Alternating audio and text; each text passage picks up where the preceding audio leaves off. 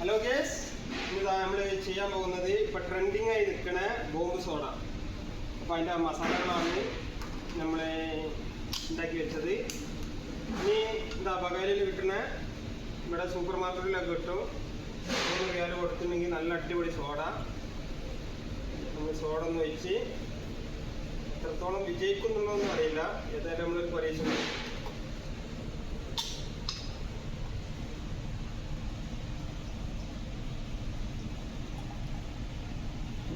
നാട്ടുകാട് trending പ്രവാസ ലോകത്ത് വിജയിക്കോ ഇല്ലേ എന്നുള്ളത് ഒരു പരീക്ഷണം. Helikopter, helikopter,